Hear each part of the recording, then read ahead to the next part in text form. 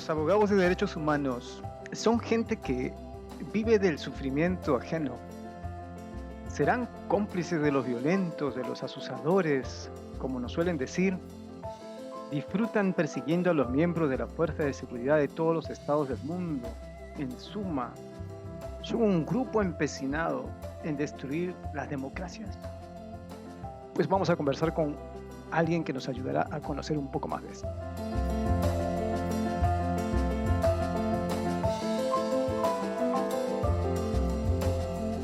Soy José Carlos Agüero, estamos en pleno otoño caluroso del 2023 y esta es La Oruga. Nos acompaña Ronald Gamarra, abogado penalista, formado en la Universidad de San Marcos hace ya bastante tiempo, con muchos años de experiencia defendiendo casos de derechos humanos y alguien que goza de mucho reconocimiento dentro del país y también internacionalmente por su labor como parte de la Procuraduría Anticorrupción, como defensor de derechos y por haber formado parte del equipo que llevó a cabo el juicio a Fujimori, que acabó condenándolo y siendo eso un hito nacional e internacional en el 2009. Ronald además es un conocido activista de derechos, un personaje público, un articulista prolífico, que por muchos años ha sido identificado justamente con el perfil típico del abogado caviar, zurdo, pro asusador, pro los violentos, pro todo, en fin, que suele ser objeto de mensajes de odio desde hace muchos años, que acompañan a otras personas que como él trabajan en la defensa de derechos, por cierto, o que cumplen estos roles cívicos y que suelen ser objeto de ataques continuos, discursivos, amenazantes por parte de grupos conservadores, grupos de poder, medios de comunicación, en las redes, en fin. Puede ser que a estas alturas ya estemos todos acostumbrados a este tipo de discurso, pero Ronald, empezaremos preguntándote qué te hace sentir tanta carga discursiva a la cual ya tienes sometido tantos años.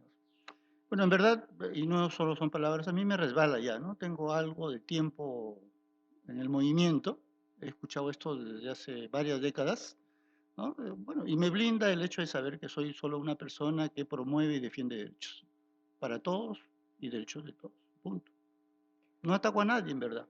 Lo que hago es proponer el respeto de derechos fundamentales para todos y todas, ¿no? Justamente hay una gran mitología, digamos, alrededor de lo que hace la gente que defiende derechos y sobre todo los abogados. Digamos, son cosas muy injuriantes que se han dicho por décadas, no solamente en los últimos tiempos, que viven del dolor de los demás, que se hacen millonarios de las reparaciones, en fin, y que persiguen al Estado casi por deber, no porque hayan razones justificadas. Entonces, a partir de conversar contigo, queremos ir como Sí, desmontando estos sí. Oye, discursos. yo estoy convencido de que quien esparce esas ideas sabe muy bien que son falsas. Son falsas, porque de verdad lo son, pero además porque yo creo que son personas más o menos inteligentes que algo deben haber leído, deben haber buscado cierta información, por mínima que sea, y la data dice absolutamente todo lo contrario. Pues sí, sí.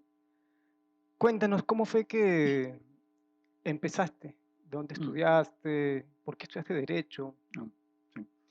Bueno, yo soy hijo de dos migrantes de Ancash, ¿no? En su juventud, en su niñez, campesinos quechohablantes que vinieron a Lima, huyendo de la pobreza y sus ironías, y buscando un mejor medio de subsistencia, ¿no? Educaron a sus hijos en Lima, limeños, y los enviaron a la universidad.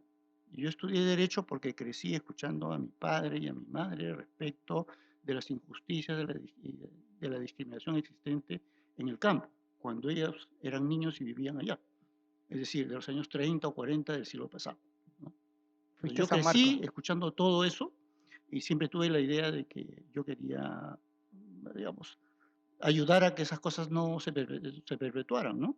Ingresé a San Marcos a estudiar Derecho, efectivamente, y digamos, me entrené, adquirí los conocimientos suficientes para hacer eso, ¿no?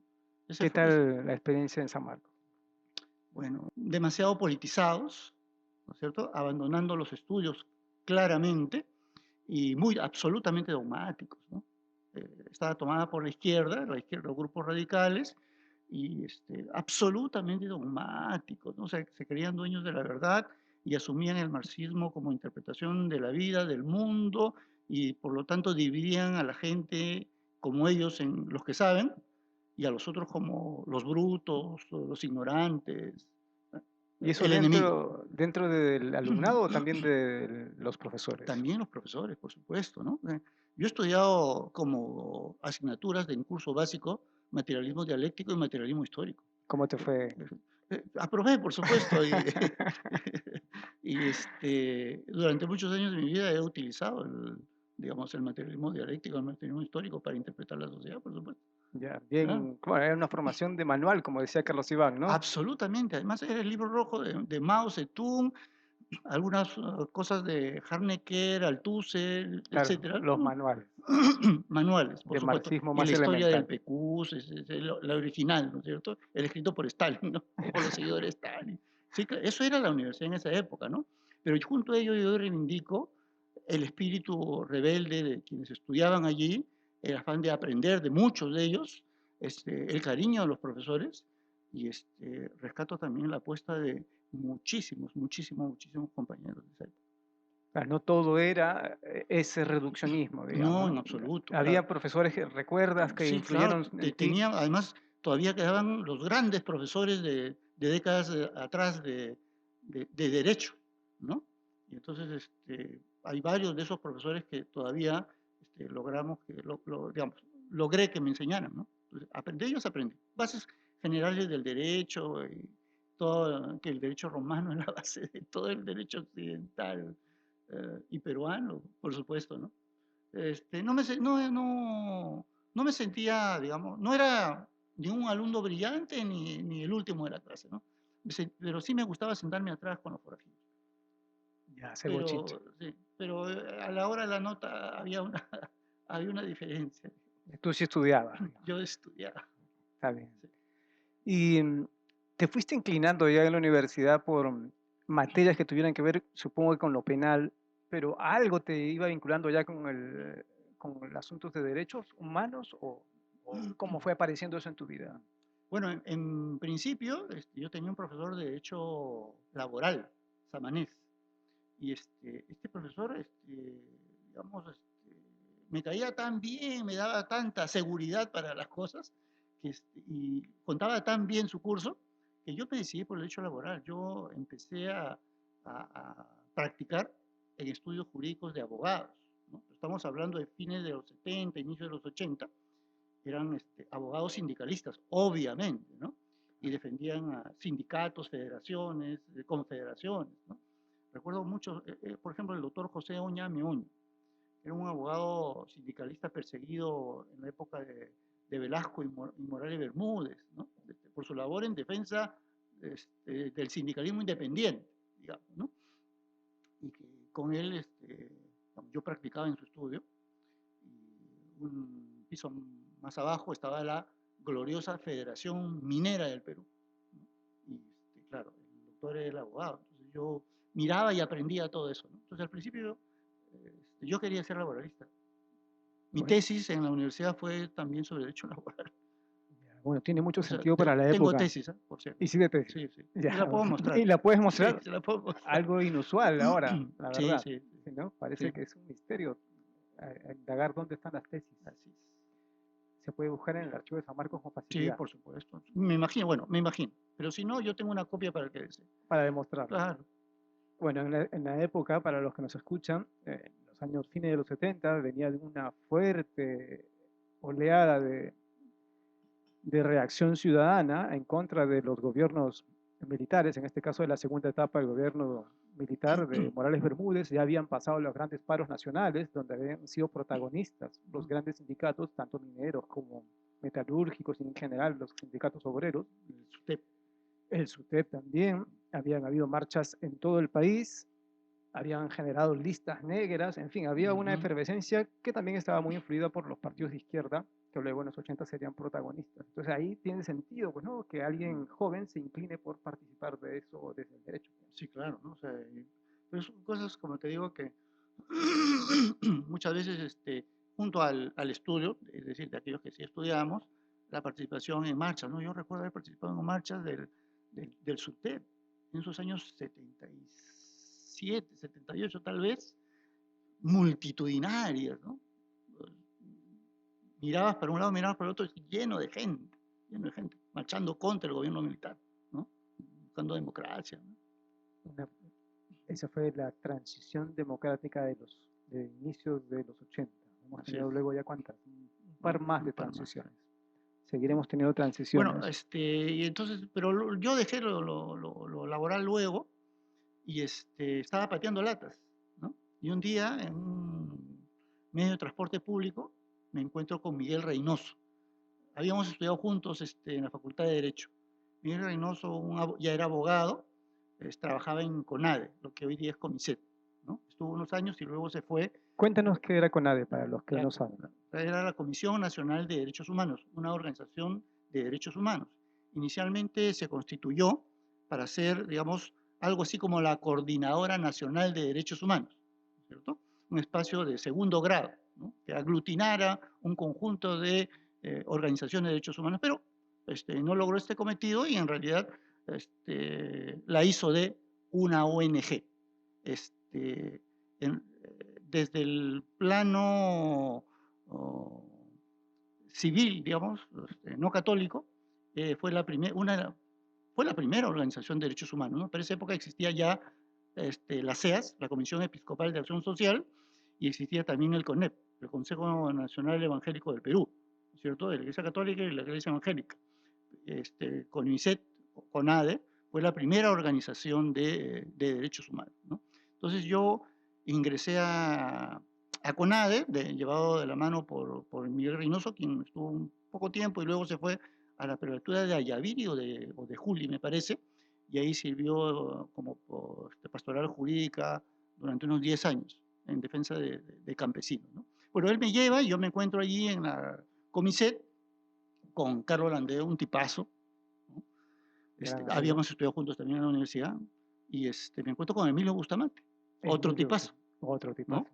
Entonces, con ellos formábamos parte del área jurídica, ¿no? Entonces, yo llegué para elaborar habeas corpus de personas desaparecidas en Ayacucho, Huamba, ¿Qué Víctor año Tito, era ya? 83. En Yo pleno no estoy periodo, totalmente seguro, pero yo creo que fácilmente es el 83, ¿no? uno de los peores momentos de Sí, la violencia sí, política. sí, porque, por ejemplo, en el caso de las Fuerzas Armadas, ya habían ingresado a combatir a Sendero Luminoso y habían creado los comandos políticos militares, en la época de, me parece, de Clemente Noel Moral, Sí, que el luego reemplazó, 29 de ¿verdad? diciembre de 1982 entran las Fuerzas Sí, claro, Armadas al ¿no? escenario del estado de Claro. emergencia y crean los Y comandos una políticos represión militares. indiscriminada. Recuerden que 83, 84, 86, 85, según Naciones Unidas, es el periodo de más desapariciones forzadas en el Perú y en el mundo.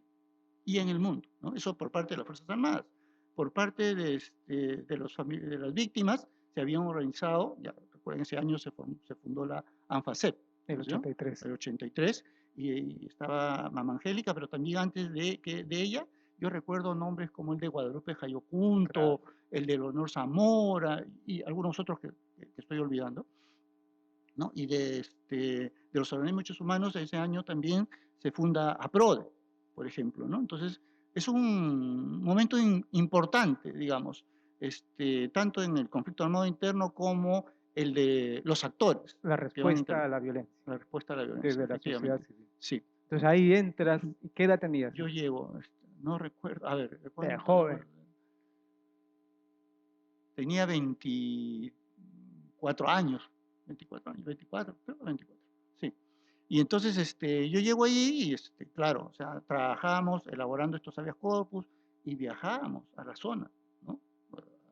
A presentar los habeas corpus o a hacer trabajo de incidencia, a reunirnos con los familiares, pero así como elaboramos documentos, yo no era abogado todavía, yo no podía litigar, hacíamos informes de la situación de derechos humanos, ¿no? Y teníamos contacto allí con una serie de organismos de derechos humanos del Perú y del extranjero, ¿no? Es ahí donde yo empiezo a conocer cómo estaba organizado Naciones Unidas en el tema de derechos humanos, ¿no? Porque tenía contacto con el grupo de trabajo de Naciones Unidas sobre desapariciones forzadas, con los relatores especiales sobre ejecuciones extrajudiciales, torturas, etcétera, etcétera. Y ellos venían. Entonces había que recibirles y contarles nuestra versión de los hechos, ¿no? O cada cierto tiempo había que realizar informes y entregárselos, ¿no? Son los primeros casos, es la época también donde comienzan a elaborarse los primeros casos para ser llevados a la Comisión Interamericana de Derechos Humanos, ¿no? Son años muy importantes.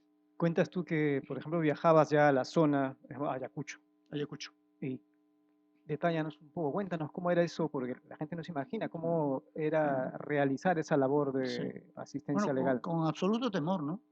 O sea, y eso que uno era limeño, solo, bueno, decías que como limeño no te puede pasar cosas en la sierra, ¿no? De repente es un prejuicio. Pero digamos, es por lo que acontecía en la realidad, ¿no? Y además, tú ibas con la idea de que efectivamente ibas a desvelar la verdad, no ibas a enfrentarte en verdad con nadie, sino a afirmar un derecho, ¿no? Luego las entrevistas con las autoridades militares que cuando las había, porque casi nunca nos recibían, eran de una negación absoluta, ¿no? Y básicamente lo que decían era que no hay desaparecidos, es gente que se ha incorporado a la lucha armada, está con Sendero, ¿no? Y luego las visitas a los familiares, ¿no? En 84, me parece un año después, se crea el Museo de Anfalsep, ¿no? Y nada, son El comedor. el museo, me parece. Museo, Sí, sí. creo que el museo ya para esa época, me parece. Bueno, algo de En todo caso, sí, ya estaban, se habían organizado de tal manera que incluso ya tenían frente a ellas la complejidad de la situación de los niños huérfanos. Claro. Y cómo hacer, qué hacer, ¿no es cierto? Entonces, probablemente sea el comedor. Sí, se crea un comedor Pérez Esquivel, así le pusieron el nombre, y bueno, tenían que dar de comer a un montón de niños que en efecto habían perdido a sus padres o que estaban en situación de desaparecidos. Luego muchos de ellos formarían Juventud Anfacet como 15 años después, y algunos son ahora profesionales, algunos han llegado a ser autoridades inclusive de la región. No era sencillo. En esa época entonces. También recuerdo las dificultades, los temores, ¿no? Porque uno salía a la calle y estaba militarizado, evidentemente. O sea, había un militar cada 2 metros y los camiones del ejército pasaban y repasaban por ahí, etc. Complicado, complicado. ¿Nunca te pasó nada personal o nunca realmente estuviste o sentiste que estabas en un riesgo inminente? No, en esa época no. Y para ser sincero, a diferencia de otros abogados, abogadas, el riesgo que yo he sentido es un riesgo sobre Sendero, no sobre las Fuerzas Armadas. No porque no me pudieran hacer algo, sino porque en esa época loca ya de los 90s, conocía la postura de Sendero Luminoso contra los derechos humanos, que son derechos burgueses, creación de los Estados Unidos y que solo sirven al imperio norteamericano, etcétera, etcétera. El documento de Dos Colinas, Sí, claro. Había que tener miedo, y teníamos miedo. Yo, por lo menos, tenía miedo, claro que sí, pero de recibir una bala de Sendero. Bueno, Sendero no era nada amable, digamos. Sí, ¿no? por supuesto. Sí, esa es una de las cosas que se suelen decir, ¿no? Que los abogados de las ONGs de derechos humanos en el fondo eran fachada de Sendero Luminoso, ¿no? Se José decía Carlos, mucho de eso. si uno revisa los informes anuales, porque había informes anuales de la coordinadora se funda en el 85 ya, ¿no es cierto? A partir de allí, ininterrumpidamente, ha publicado informes anuales. Basta con revisar un informe anual. O sea, para empezar, la coordinadora se forma sobre la base de 5 principios. Uno de ellos era el no a la violencia. El no a la violencia, ¿cierto? Entonces, de plano, había una separación con Sendero Luminoso, Las opciones armadas, absolutamente, ¿no es de esos cierto? grupos subversivos. Absolutas armadas, sí. Y en los documentos están las declaraciones y las posturas de la coordinadora y los organismos de derechos humanos en general, todas las de condena a los actos de Sendero. Y Sí, luego del MRTA. sí, para el que quiera revisar Sí, documentos, están allí los documentos en exactamente, o sea, efecto. ahí está todo, ¿no? En los informes anuales, habían informes de casos, habían los informes internacionales, como los de Amnistía Internacional, igual que ahora. Sí, claro. La Ya en esa internacional, época, yo recuerdo, por ejemplo, vino America's Watch, que claro, ahora es Human Rights claro, Watch. sí. En esa época, por ejemplo, venía Tuan Van Dongen, Quiroga, a nombre del grupo de trabajo, Quirós, a nombre del Grupo de Trabajo de Naciones Unidas sobre Desaparición Forzada, y así como ellos vendían otras personas y hacían sus informes, ¿no? Y eso están por escrito. Y yo no recuerdo un solo organismo de derechos humanos con el que, de Perú o del extranjero con el cual hayamos tenido contacto, que no haya condenado los crímenes de Estados Unidos y luego del MRTA, sinceramente. Sí, sí, sí.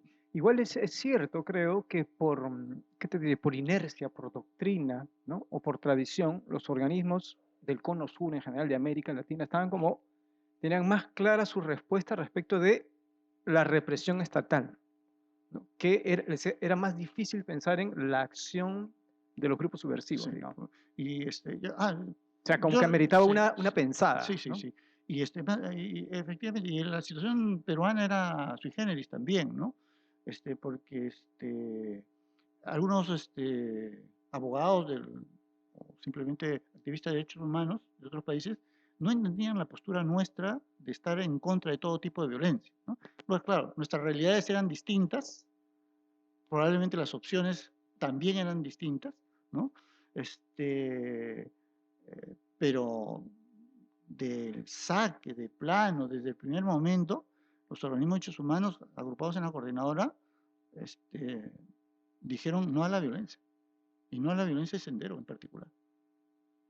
En esos años, ¿en qué caso te involucraste de una manera más intensa y que sientes que puede ejemplificar un poco tu labor como la de otros en la defensa legal de las víctimas, sobre todo, bueno, ya sea de agravios de la fuerza de seguridad como la Sí, desaparición forzada, la ejecución, la sí, tortura o de sí. las fuerzas Mira, subversivas? lo que pasa es que yo debo haber ingresado el 83 a CONADE, CONICET, y el 88 me voy al IDL, ¿no? A hacer lo mismo, ¿no?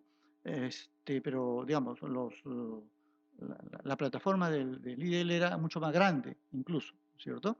Y para esa época yo ya era abogado, entonces podía tener otro tipo de actuación también.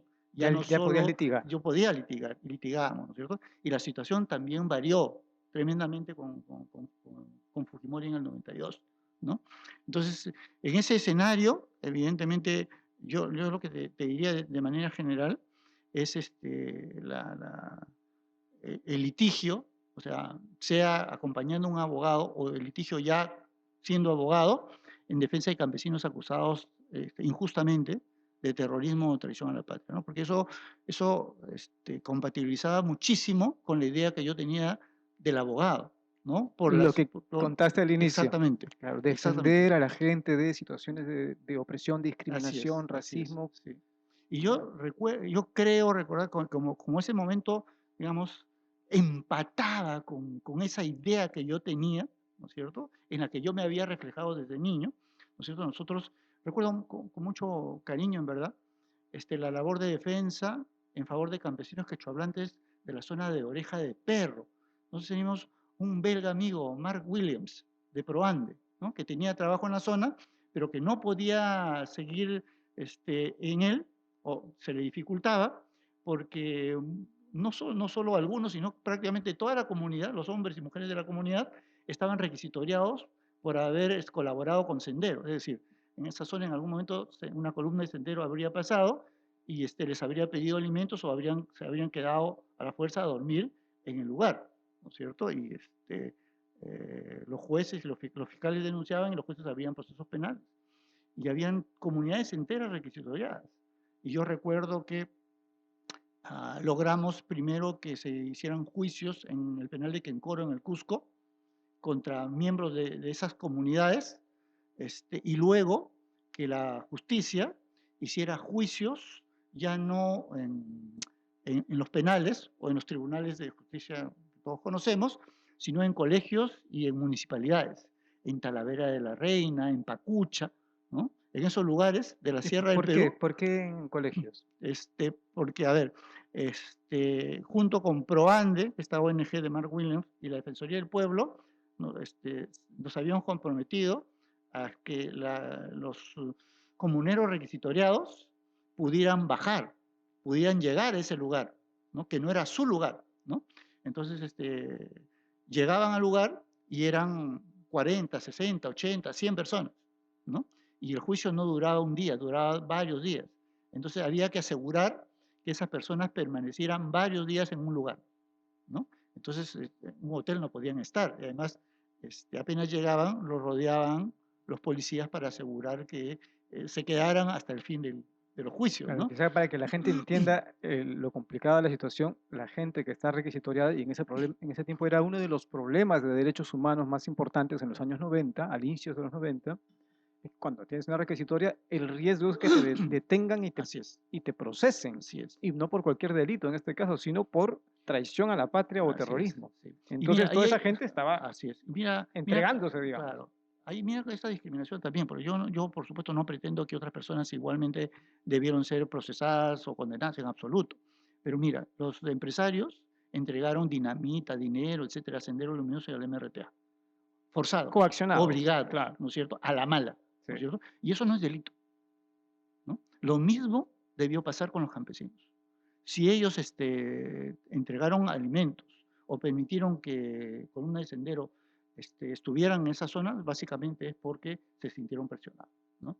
Entonces, yo recuerdo mucho, sobre todo porque en esa época como que había que defender y había que hacer notar a los jueces, al fiscal y al procurador que estábamos hablando de realidades que ellos desconocían, porque decían, pero ¿cómo si a un par de horas de la comunidad hay una delegación policial o hay un fuerte del ejército? ¿Por qué no han ido a quejarse, no?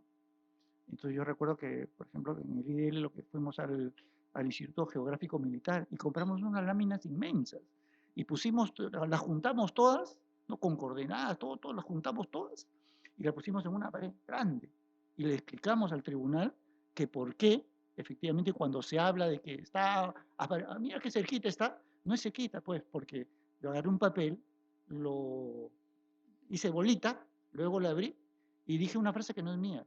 Esto es el Perú. Esto es el Perú. Un inmenso papel arrugado.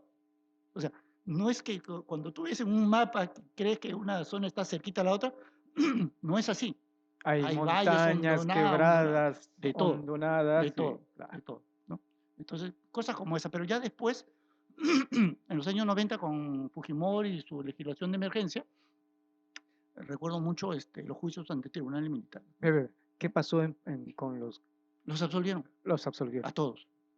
A todos, Masivamente a lograban a absoluciones. todos Entonces los se les absolvieron, levantaba la porque era requisitoria. evidente de que o que no habían participado o que ellos habían participado coaccionados, ¿no es cierto? Y hay teorías del derecho para eso que caen como anillo al dedo, ¿no es cierto? No te pueden pedir un comportamiento de héroe, ¿no es cierto? Y ahí, digamos, ahí lo que se te ocurría en ese momento en la defensa, ¿no? Yo decía con Juan Gonzalo Rossi, ahora sí entiendo por qué decía eso el poeta, de que para comerse a alguien en el Perú hay que quitarle las espinas, ¿no? O sea, una situación increíble, ¿no? O sea, personas abandonadas por el Estado, ¿no es cierto? Y que luego el Estado les exigía haberse enfrentado y ofrendar su vida frente ante Sendero Luminoso, No ¿no? haber Y como tenido no una habían muerto, conducta estaban ética. procesados. Claro. Cosas como Sospecha, esa, digamos. claro, Como no has muerto y no has sido un héroe, digamos, así es. de manera comprobada, es Claro, sospechoso de y eso colaborar. pasó, de verdad, o sea, Claro. no me lo han contado, yo he vivido eso, ¿no? Y Publicaste un librito, ¿no? algo he Publicaste un publicado, libro, algo he sí, publicado. recuerdo un libro verde. Sí. Después también recuerdo esto que te decía, los tribunales sin rostro, porque es una cosa increíble, o sea, Cuéntale un poco a la gente cómo eran los tribunales sin rostro. sí. A ver, algunos, evidentemente, ¿no? Sendero, y sobre todo Sendero y el MRTA, digamos, digamos, tenían acciones contra miembros de la fuerza del Poder Judicial y del Ministerio Público, evidentemente, ¿no? Eh, y cuando Fujimori da el golpe el 5 de abril del 92, decide dar una legislación penal de emergencia. Y esa decía que habían delitos de terrorismo y delitos de traición a la patria. Los actos más graves eran traición a la patria. Lo comete un nacional o lo comete un extranjero. O sea, un extranjero podía cometer delito de traición a la patria del Perú. A la patria grande, a la Una patria grande. loca, sí, una cosa loca. Pero también decía que para proteger a los jueces y fiscales y a los procuradores, todos eran sin rostro. O sea, con lo cual tú tenías a alguien, te llegaba una notificación y decía ABCD o XYZ. Ese era el juez o el fiscal que decía que había un juicio, etcétera, ¿no? Y tú ibas a los juicios y entonces te encontrabas con un lugar cerrado y con un aparato ahí en el techo y un inmenso vidrio, ¿no? Donde era un espejo, tú te reflejabas ahí, ¿no? Pero en algún momento, el equipo que estaba en la esquina, arriba, alguien hablaba con voz distorsionada, Con voz distorsionada. para no saber si es hombre, mujer, joven, viejo, etcétera, ¿no? Y los abogados en un Y los- espacio vacío, digamos, una en un espacio habitación vacío con tus patrocinados, con ¿no es sus cierto? patrocinadores. Y entonces se entiende que detrás del vidrio estaban los jueces. Y así hacían los juicios. ¿Y quiénes Hacían los eran los juicios, patrocinados? ¿no? Eran, otra vez, campesinos acusados falsamente o injustamente de terrorismo, o líderes sindicales, sociales, con prédica de izquierda, a los cuales la policía, erróneamente, había confundido o calificado de terroristas, Los ¿no? que en esa época se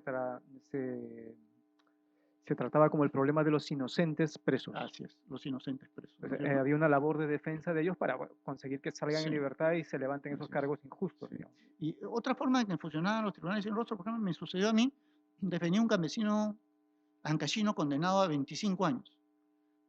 Y yo recuerdo que en el caso me llegó así, ya condenado por 25 años en un tribunal de guerra, una sala de guerra, un tribunal de guerra. Yo ¿Era un presenté un tribunal civil escrito o militar? militar. Militar. Ya en este caso, digamos, lo primero, esto del espejo en el que te reflejabas, era un tribunal sin rostro civil. Un tribunal militar, en este caso, yo fui al cuartel Simón Bolívar. Nadie estaba enterado de que ahí había un juicio ni nada por el estilo. Tuve que preguntar, creo que como una hora, hasta que me hicieron pasar a una salita acondicionada al efecto, ¿no? No era un centro de debate judicial, precisamente. Y entonces yo esperé, y por una puerta empezaron a entrar 1, 2, 3, 4, 5 militares uniformados, con capucha. Los 5 llegaron uno por uno, se sentaron, sacaron su pistola, la pusieron encima de la mesa, y alguien por ahí, otro con capucha, me dijo: "Tienes 3 minutos, informe".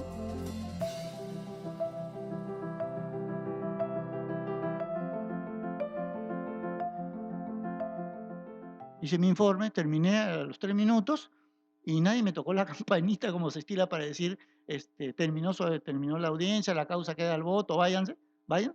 Nadie dijo eso, así que agarré, como me di cuenta de la situación en la que estaba, agarré mis chivas y me fui. Nadie me dijo nada, no eran jueces. Bueno, y en esa época, efectivamente, en la justicia militar, para ser juez, no necesitaba ser abogado. ¿Qué eran No, entonces? era que sería Oficiales. comandante, coronel, claro. Sí, sí, sí. ¿Y cuál fue el resultado de ¿No? ese juicio? ¿Te acuerdas? Los 15 los subieron a 25. A 25. Luego pusimos eh, Una contienda de no, competencia. no, pusimos un indulto, una solicitud de indulto, porque ya en esa época Ya la ya comisión. se creó la comisión con Hubert Lancier, que era el representante de Fujimori, con el fiscal, con el defensor del pueblo y el ministro de Justicia. Y ellos, viendo los papeles, le concedieron el indulto. Claro, Y- otra vez para que como ya no existe más esta figura, en esa época habían miles de personas que estaban en esa situación y se creó una comisión ad hoc Así de es. indulto, donde el representante del presidente de la República, Alberto Fujimori, era Hubert Hubert Lancier. Lancier, un sacerdote belga. Así es. Participaba la Defensoría del Pueblo y no me acuerdo quiénes eran los otros integrantes, Del Ministerio de Justicia, el en Ministerio de principio. Justicia, y bueno, ellos analizaban expedientes para intentar discernir por fuera de los tribunales Así es. quienes podían merecer la excepción, ¿no? Y salir liberados de condenas de terrorismo. Y Fujimori dio indultos y derechos de gracia por lo menos 1000, Por lo menos, ¿no? alrededor de 1000, ¿no es cierto? Entonces, ¿quién creó este mecanismo del indulto? Fue Fujimori. ¿Quién dice es el presidente que más indultos consiguió? Fujimori, sobre una legislación dada por el propio Fujimori, ¿no es cierto? Dándose cuenta de que esa legislación le había permitido, seguramente, detener, procesar y condenar a culpables de terrorismo y traición a la patria. Pero a su vez era tan profusa, tan etérea, Tan tan indiscriminada. amplia, tan indiscriminada, que con eso también habían detenido a miles de personas. Otro caso vinculado a esto también es el tema de los arrepentidos. Ahí había una ley de arrepentimiento, de Es cierto. colaboración eficaz. La primera ley de colaboración eficaz la dio Fujimori, ¿no? Pero esta era tan amplia, tan abierta, que hay pueblos enteros que se han acogido a la ley del arrepentimiento. Pueblos enteros. Y el ejército decía que creo que habían 7.000 o 9.000 personas que se habían acogido a la colaboración eficaz al arrepentimiento. Eso era imposible, porque esa gente era gente inocente. Claro, Sí, puesta en la circunstancia, claro, pero o había que sea, te asegurarse, digamos, persigo, ¿no? claro, te persigo o te acoges, me acojo, pues, ¿no? Claro. ¿Y de eso qué resultaba? ¿Qué de positivo salía eso para, digamos, para el Estado aplicar eso? ¿Salía buena Bueno, información? en esa Para que época, uno colabore sí, para obtener sí, información, en digamos, esa ¿no? época, con la sola declaración de un colaborador, te podían condenar incluso a cadena perpetua. Y hay casos documentados. Con la sola declaración de un colaborador eficaz, te podían imponer una sanción, incluida perpetuidad, ¿no? En esa época, pues además la legislación ante la justicia militar te daba horas para leer el expediente y defender a tu patrocinado. Horas. Eso te pasó a ti. Claro, solo podías defender a una persona en todo el país a la vez. A una. No funcionaban los habeas corpus para esos casos. Y se podía condenar incluso hasta a niños de 15 años. Todo eso era la ¿Y cómo legislación. leías un expediente en Imposible, pues, ¿no? O sea, tenías que leer un par de piezas, ¿no? Como ya abogado con cierta experiencia, buscaba las pruebas y rezando de que ese documento, donde hay un resumen del expediente, reflejara correctamente lo que había pasado en el expediente, ¿no? Pero no tenías el tiempo para realizar esos expedientes. Además, tú sabes que en el Perú tenemos un aprecio por el papel increíble, ¿no? Y los expedientes son cerros y cerros de papel. Imposible leerlos en 8 horas, ¿no? Entonces, ahora Claro. mirándolo a la distancia, en retrospectiva, ¿cómo evaluarías el sentido de esa legislación, los efectos que tuvo en la vida de la gente y la labor de defensa legal? ¿Es que se Claro. pudo hacer mejor en general? Mira, fue innecesaria. Fue tan innecesaria que cuando cayó Fujimori, el Tribunal Constitucional, ojo, el Tribunal Constitucional, no la Corte Interamericana de Derechos Humanos, el Tribunal las declaró inconstitucionales, las normas, y se tuvo que volver a juzgar a todos. Y claro, yo creo que sí, correctamente en el Poder Judicial, ya en democracia, se absolvió a quienes se tenía que absolver y se condenó a quienes se tenían que condenar. Seguramente por ahí deben haber algunas sentencias discutibles, pero en general hizo un buen trabajo el Poder Judicial. No era necesaria esa legislación, ¿no? Pero ocasionó el sufrimiento de muchísima gente, de muchísima gente. Como abogado diría que pude haber entendido que el problema no solo era pelear episodio por episodio, sino presionar más a nivel internacional para que las autoridades se preocuparan por insistir ante Fujimori para que la derogaran. Digamos, cambiar el contexto Cambiar el legal. contexto. Sí, Pero bueno, era una dictadura. sí, era una O dictadura, sea, por tampoco es supuesto. como que se podían modificar tan fácilmente las normas dadas, ni, digamos, la incidencia no es como se hace en democracia, digamos. No, claro que no. Era distinto. Como, la gente seguramente te recuerda mucho más y has tenido una visibilidad muy grande ya en una etapa justamente de la transición democrática, con la caída del gobierno de Fujimori, cuando se crean la Procuraduría Anticorrupción. Mm, ¿Cómo fue este paso? Cuéntanos sí, cómo viste esta salida del mundo del sí, movimiento de derechos humanos a pasar al Estado, pues, ¿no? Porque el sí, procurador es parte del Estado. sí, claro. Yo recuerdo que una de las últimas cosas que hice como parte del organismo de derechos humanos, antes de pasar a la Procuraduría, fue que con algunos otros abogados de los organismos de derechos humanos y familiares de las víctimas, nos fuimos a Panamá a pedirle a la presidenta de entonces que no le diera el asilo político a Vladimiro Montesinos, ¿no? Y habíamos presentado una denuncia ya contra Fujimori, Montesinos, donde ensayábamos algunas teorías, estas que luego se hicieron famosas, del hombre de atrás, que ahora debería ser la mujer de atrás, para tratar de encontrar responsabilidad penal en ello, ¿no? Claro, la Bueno, autoría mediata, inmediata, ¿no? digamos. Sí, Sí. claro, aquel que dirige desde fuera, ¿no? Entonces, nada, recuerdo una vez, básicamente fue Pancho Soberón. Me dijo, Ronald, mira, hay una oportunidad. José Ugaz, que es el procurador, está pidiendo a la coordinadora un abogado de derechos humanos porque tiene un cachito de casos de derechos humanos. Efectivamente, pues Barrio Salto La Cantuta también estaba en la Procuraduría Anticorrupción. Entonces me dijo, ¿quieres ir? Entre lo que él me convenció y mi interés también, entonces yo dejé el IDL luego de 12 años y me voy a la Procuraduría, ¿no? Y me voy por 3 meses solamente para ver Barrios Altos y La Cantuta. Pero luego estuvieron a mi cargo los temas de corrupción política, corrupción judicial, tráfico de armas, control de medios de comunicación, etc. Todos esos casos yo los veía desde la Procuraduría, ¿no?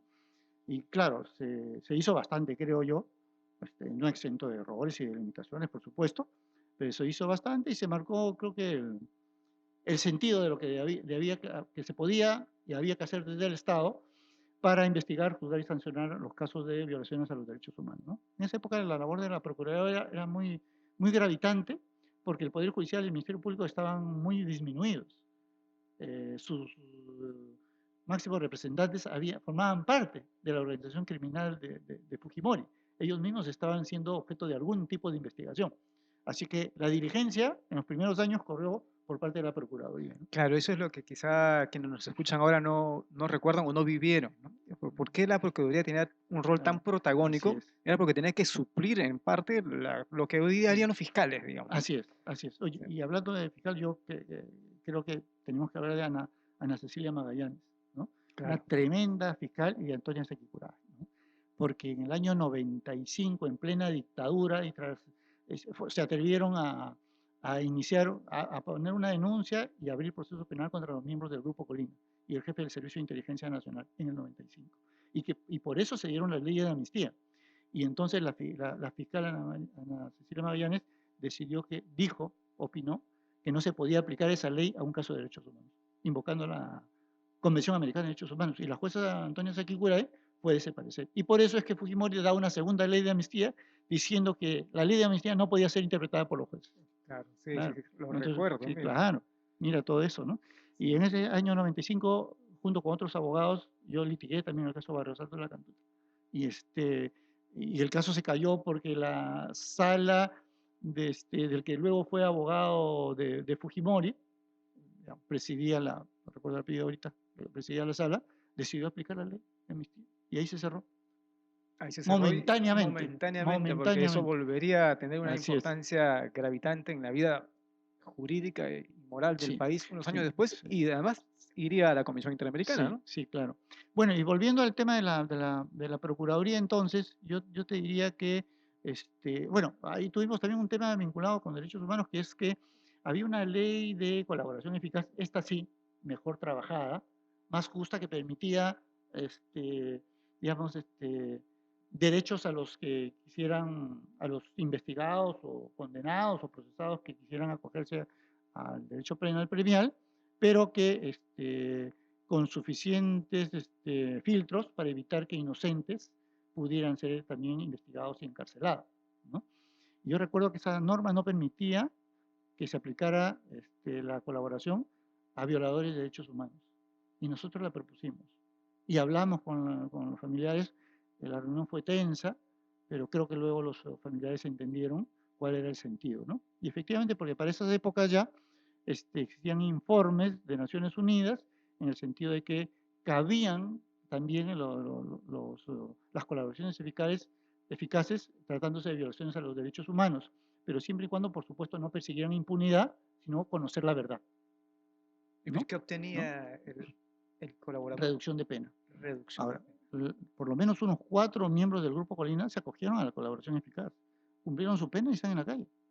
Hace mucho tiempo, y creo que salvo Martín Rivas y un par más, que permanecen presos, los demás ya están en libertad.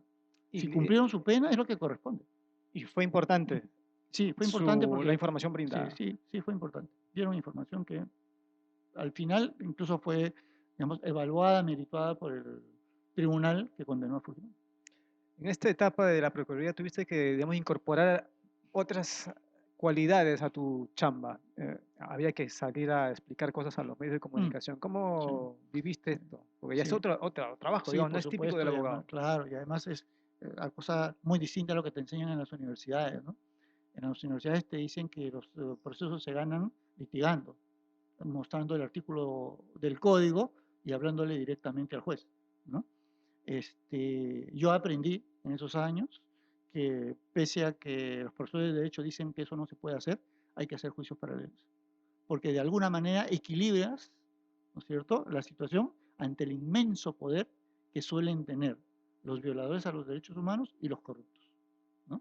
Claro, el juez debe, otra cosa es el juez sí debería tener la capacidad para soportar esa presión que viene, ¿no es cierto?, desde los medios de comunicación, pero sí, yo pasaba tanto tiempo en los medios de comunicación como en los tribunales. Lo hacías Entonces, conscientemente, como era una estrategia. conscientemente.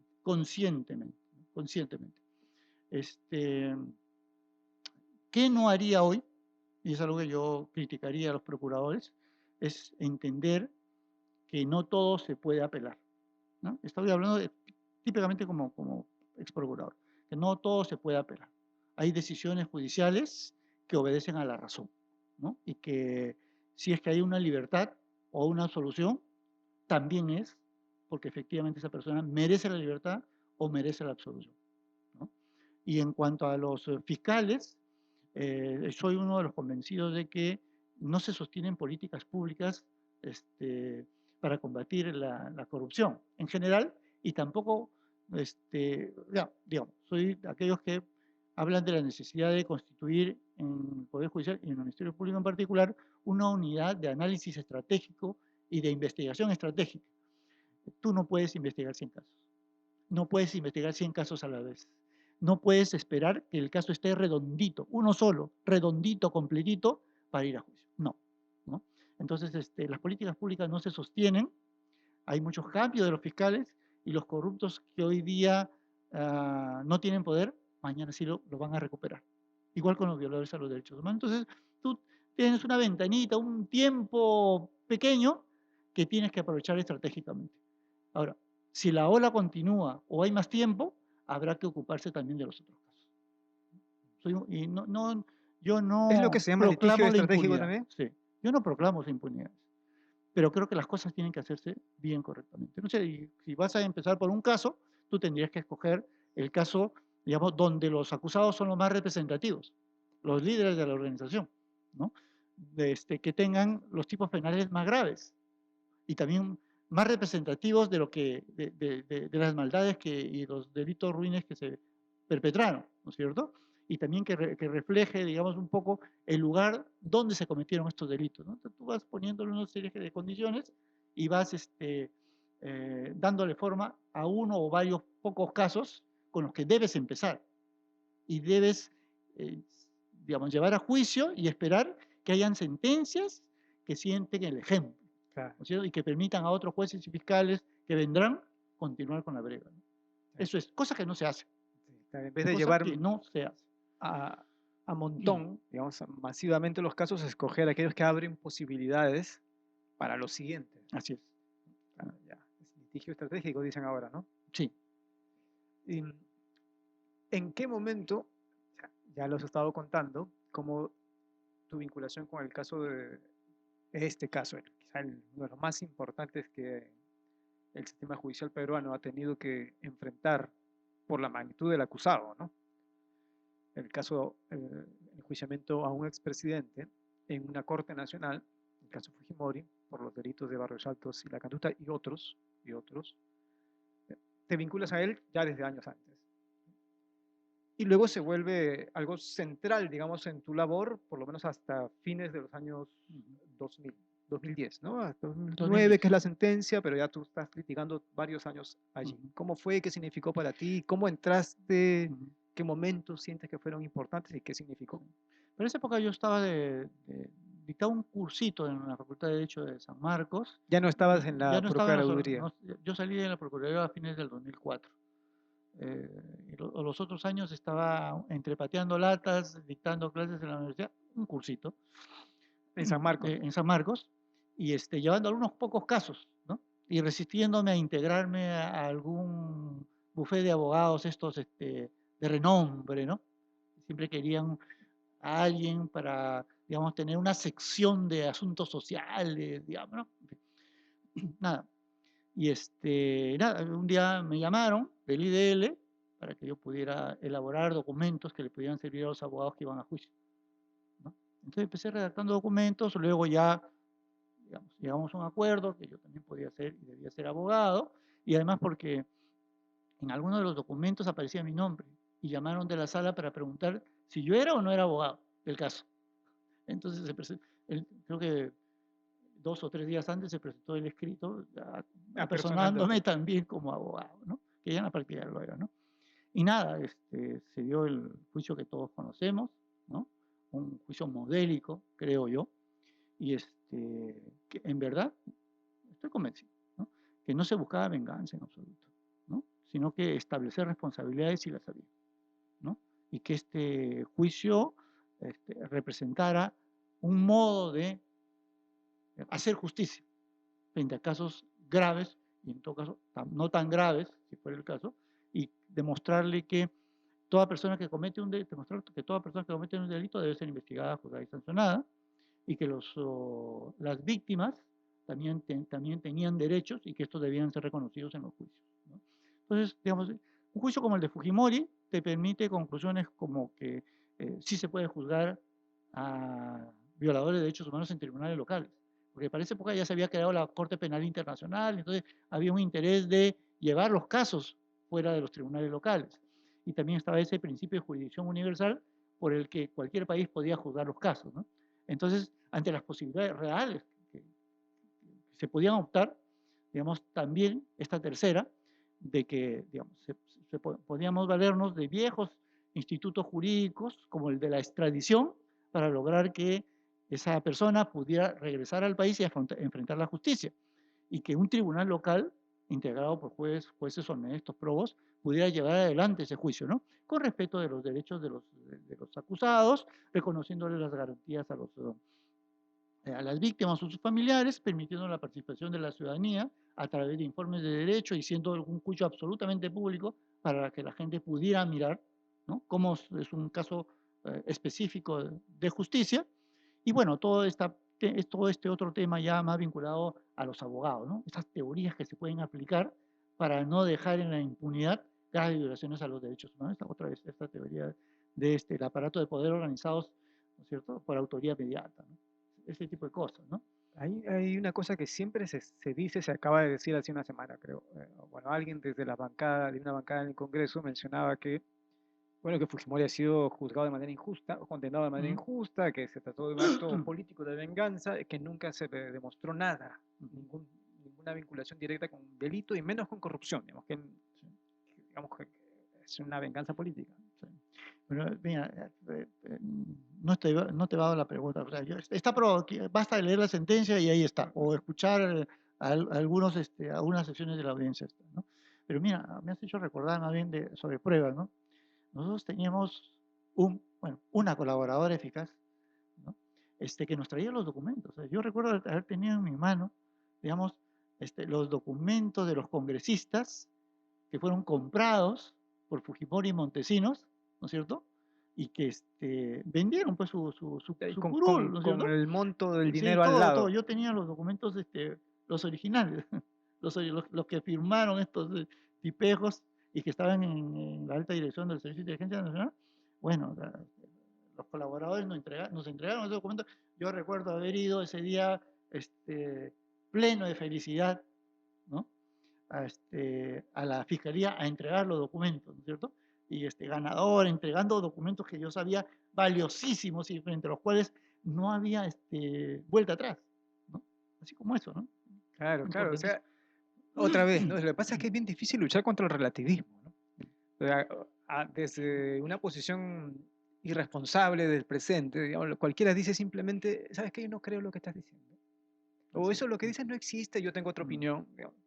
Y entonces todo lo trabajado, lo investigado, lo acumulado con un trabajo profesional, se va al tacho, digamos, porque simplemente alguien lo niega. Sí, Entonces dicen, no, no, no hubo ninguna prueba. Hay un montón sí, de pruebas, pero la gente sí. basta con que lo digas y hoy, en este momento, ¿no?, tan cínico, no es suficiente, ¿no? Así La es. verdad casi como que no se Sí. sostiene, ¿no? Ahora, en el lugar de la memoria, este, supongo que es público, hay mucha de esa información, de todo el periodo del juicio, digamos, por corrupción, está en poder del lugar de la memoria. Sí, bueno, Ah, igual pienso, ¿no? Que es difícil luchar contra el cinismo. Por ejemplo, no, creo que no es de ese caso, pero, o sí, ¿no? Claro que sí, creo que tiene que ver con Montesinos. El acta de sujeción. mm, Bueno, ahora está de moda decir que no fue, pues, ¿no? No fue acta de sujeción, sino que fue una hoja donde la gente sí, pasaba lista, pasó el- ¿no?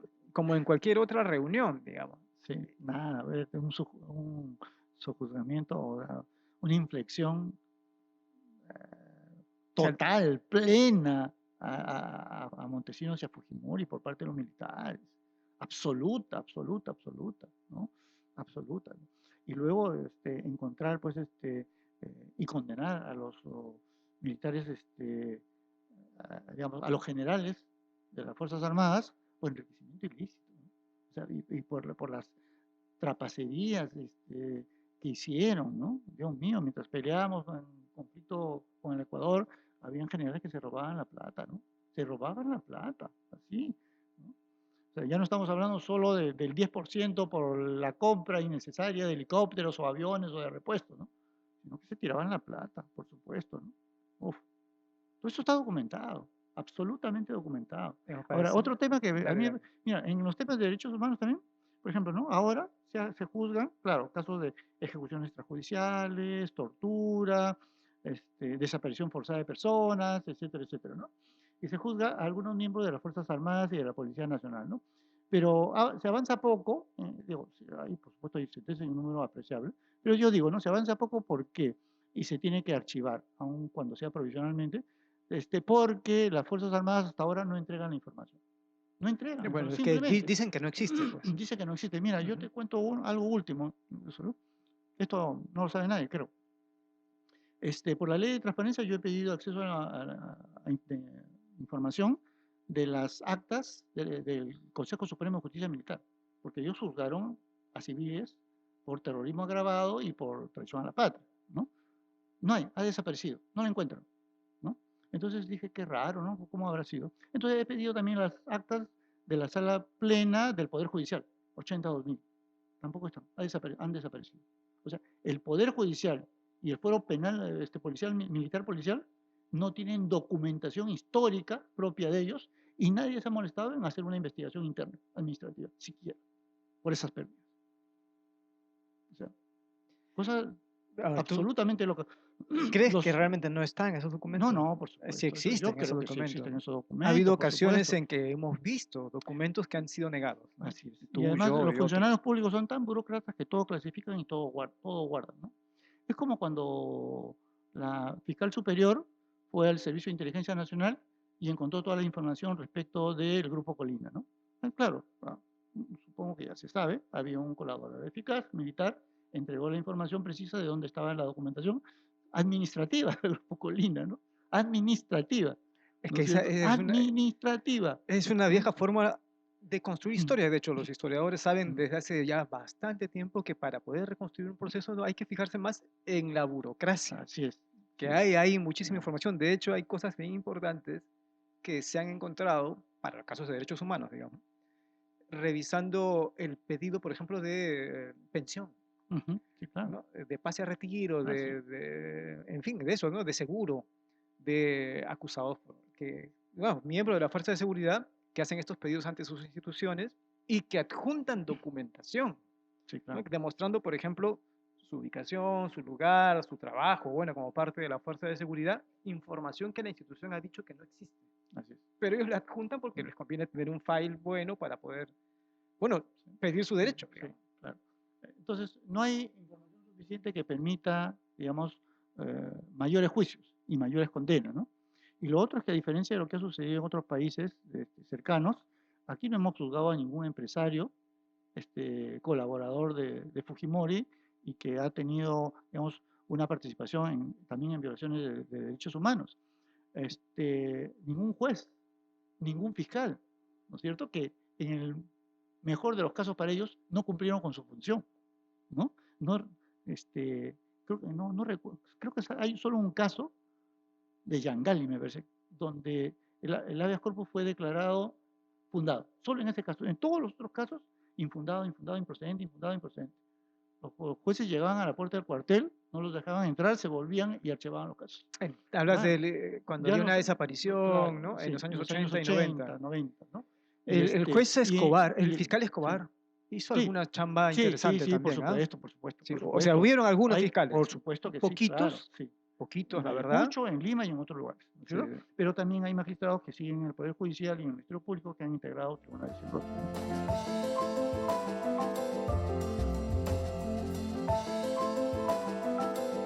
Un juez garantista, un fiscal garantista, integrante de tribunales sin rostro, hace poco nomás creo que como para decir que no era una persona mala, un ex miembro, un ex juez supremo dijo que él había integrado tribunales militares, Sí, salió en la prensa. claro, sí, Sí. tribunales sin rostro. Como, Fue bueno, presidente del Poder Judicial.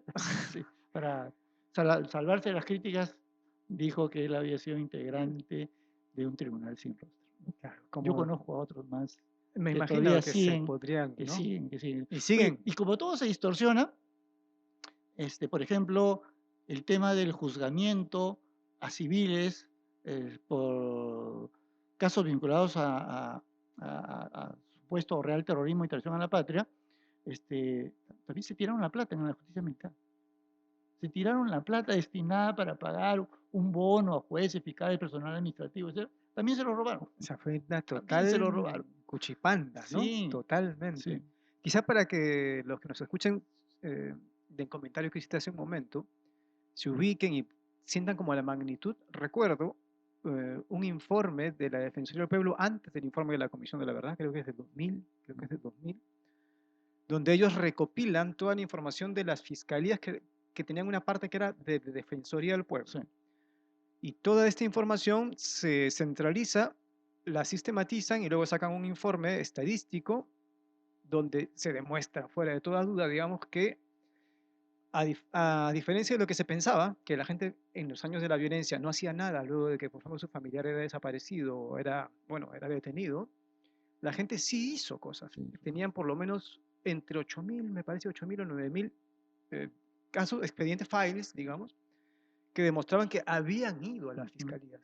En 9.000 casos, y lamentablemente también se demostraba en este informe que seguramente está en línea y se puede todavía consultar, la Defensoría demostró que, no me acuerdo el porcentaje, pero era prácticamente nulo el porcentaje de acciones de la Fiscalía luego de que los familiares hubieran llegado hacia ellos. O sea, era casi nada, era muy poco donde habían hecho alguna otra acción más allá de recibir la denuncia de los familiares. Y en ese tiempo yo supongo que alrededor del 90%, si no es más, de los casos denunciados quedaban en archivo.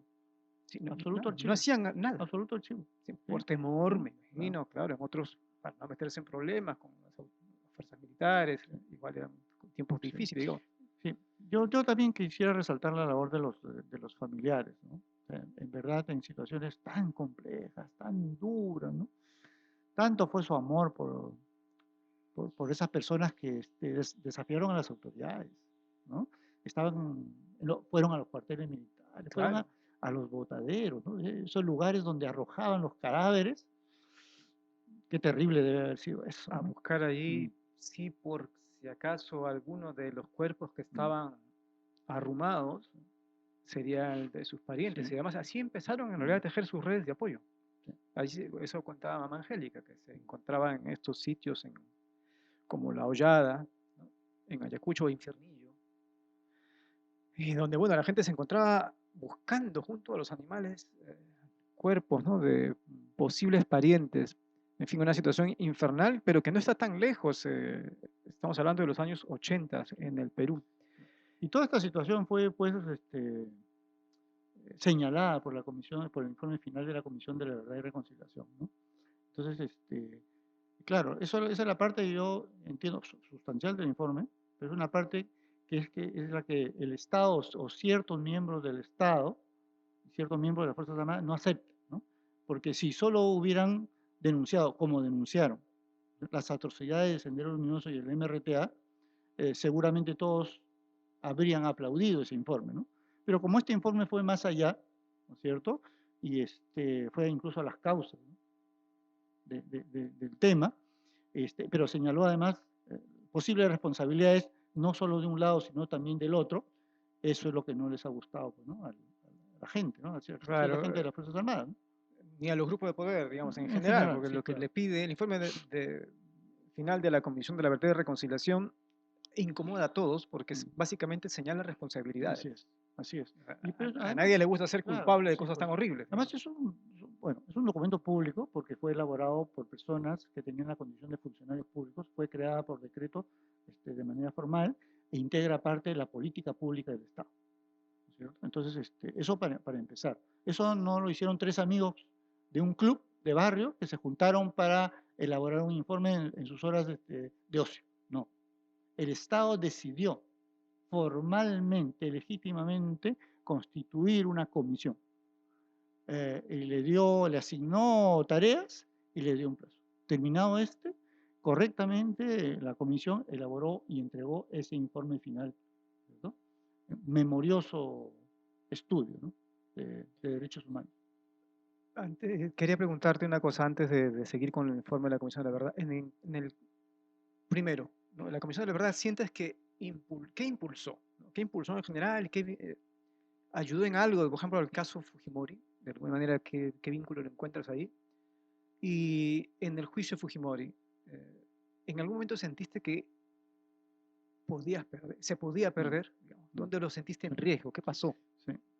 Bueno, a ver, la Comisión de la Verdad ha sido invocada, es invocada por fiscales y jueces nacionales, por la Comisión Interamericana, por la Corte Interamericana de Derechos Humanos y por los organismos de Naciones Unidas. Por lo tanto, tiene un valor, o sea, que le da contexto a la situación. Si tú vas a analizar un hecho, un episodio concreto de posible o real violación a los derechos humanos, requieres de un contexto. Ese contexto, en principio, te lo da el informe final de la Comisión de la Verdad y Reconciliación. Y así ha sido valorado por nuestros jueces y también por los jueces de la Corte Interamericana de Derechos Humanos. Entonces, tiene un valor tremendo, tremendo, ¿cierto? Entonces, además, fijó algunos casos en concreto que derivó a la Fiscalía, ¿no? Varios de los cuales ya tienen sentencias, ¿no? Entonces, tiene un valor no solo de documento público o, digamos, de relato terrible de los hechos que ocurrieron en el Perú, ¿no? Sino también tiene un valor práctico, asignado ya por el Poder Judicial. Sobre lo de Fujimori, bueno, yo nunca supe qué iba a pasar. A diferencia de algunos otros que dicen que este juicio ya estaba enderezado a la condena, producto de la venganza, yo supe que lo iban a condenar el día en que San Martín dijo condena. ¿Y cómo se vive eso? Con mucha tensión, me imagino. Sí, claro, pero además lo habíamos ensayado en la Coordinadora Nacional de Derechos. Para esa época, yo en el 2007 asumo junto con muchos otros abogados la defensa de las víctimas en los casos Barrios Altos y La Cantuta en el juicio contra Fujimori. Y en el año 2008 me nombraron secretario ejecutivo de la Coordinadora Nacional de Derechos Humanos, ¿no? Entonces, eh, recuerdo que yo tenía ese doble papel, ¿no? Porque además toda la parte logística, administrativa, yo algo veía, pues, ¿no? O sea, con toda la gente que estaba ahí, por supuesto, ¿no? Yo tenía que dar un sí o poner una firma, ¿no? La chamba la hacía la gente que trabajaba ahí.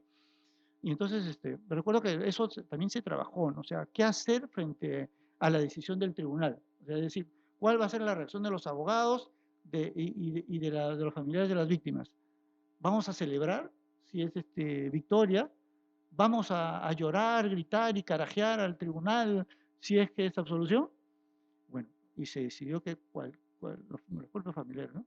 Que cualquiera fuera la decisión, no iba a haber ningún gesto odioso, ¿no sé? O celebratorio de parte de los familiares, ¿no? Y eso es lo que pasó. Quien revise las afirmaciones verá que por supuesto hay una sonrisa que uno no puede quitarle del rostro, pero no hay ninguna celebración allí. No hay ninguna celebración el día del juicio, ¿no? Porque además eso va en parte con lo que te decía, ¿no? Nosotros, los familiares, los abogados de las víctimas, no buscábamos venganza, ¿no? No buscábamos venganza, ¿no? Lo que queríamos era que se haya una decisión que refleje la criminalidad perpetrada, ¿no? Porque estábamos seguros de que esos hechos habían ocurrido y en la forma en la que nosotros decíamos, ¿no? Y además así lo había probado la Fiscalía en su acusación y en la defensa que hizo el doctor Guillén en el juicio oral. En este caso, la Fiscalía, rompiendo un patrón tradicional de o no hacer nada o hacer poco, cumplió un rol activo, ¿no? Así es, claro que sí, ¿no? Ellos plantearon la acusación y ellos ganaron la acusación, por supuesto. Eso es un mérito que hay que reconocerle, por supuesto, ¿no? Pero otra vez, este no es un hecho solo del juicio que duró casi 2 años y del magnífico papel del doctor Guillén. Aquí otra vez yo tendría que remontarme a Ana Cecilia Magallanes.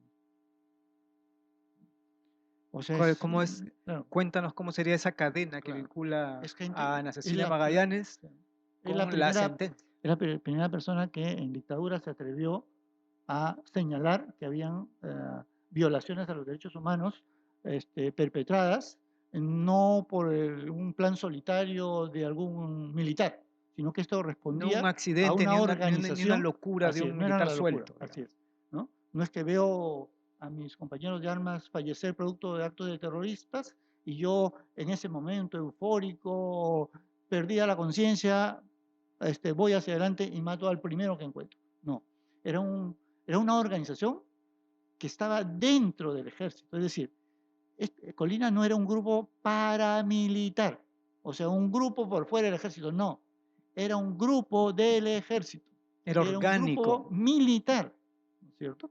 Y, y esa estructura la denunció en el 95, inicio del 95, la doctora Ana Cecilia Magallanes.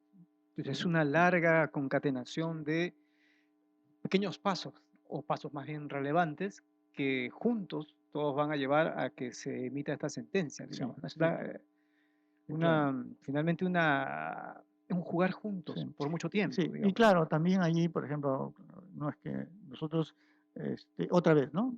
El- No solo estábamos ahí en la sala de juzgamiento, también hacíamos cosas por fuera, que tenían que ver directamente o no con el juicio, ¿no? Por ejemplo, no era el primer caso en América Latina de juzgar, digamos, a altos funcionarios que habían perpetrado violaciones de los derechos humanos. Tenemos la experiencia argentina, ¿no? El juicio a las 3 juntas, ¿no es cierto? Y por eso es que nosotros nos contactamos con los jueces de ese caso que todavía estaban vivos, ¿no es cierto? Y Una ellos buena vinieron, experiencia como la Argentina y una claro, mala experiencia como la chilena claro, también, digamos. claro, y vinieron tanto los jueces de Argentina que habían, digamos, condenado a la Junta, como vino el juez Guzmán, que al inicio había abierto investigaciones con Pinochet que se truncaron cuando Pinochet murió, ¿no? Entonces, todo eso lo habíamos trabajado conscientemente. Entonces, trajimos peritos internacionales, O sea, ¿cierto? lograr algo Ah, así de grueso, de importante, requiere pues el trabajo acumulado por años, como por así ejemplo es. desde Ana Cecilia Magallanes, Sí, sí, pero también la colaboración y claro, la solidaridad de la comunidad claro, de derechos así humanos es. de la región. Y mira otra vez cómo todo está concatenado, ¿cierto? Efectivamente, como la Vicaría de Solidaridad de Santiago, los organismos de derechos humanos y los familiares también habían presentado denuncias y también tenían archivos. Y esos archivos también sugirieron la posibilidad de ir al Sistema Interamericano de Protección a los Derechos Humanos, Comisión y Corte, ¿no es cierto? Y la caída de la dictadura, la Corte Interamericana de Derechos Humanos también se pronunció fallos sobre Barrios Altos y La Cantuta, Claro. que a su vez impactaron en la legislación nacional y permitieron que los jueces procedieran a un juicio correcto No, contra porque Fujimori, ¿no? en la sentencia de Barrios Altos de la CIDH que se Es elimina la anterior ley de amnistía, ¿no? Se claro, dejan sin efecto, ¿no? dice que carecen de efectos jurídicos, Claro. nunca, como si nunca hubieran sido pronunciados. Y lo dice respecto de un caso peruano. Y esa sentencia es citada en todos los países que integran el sistema de protección porque la norma vale para todos. En, digamos, justamente hablando de estos esfuerzos concatenados que parecen razonables, una parte de los ataques en contra de la sentencia obtenida tiene que ver con que, por ejemplo, el juez San Martín también pareciera haber hecho lo mismo, ¿no? Se cita constantemente que bueno, se carteaba o,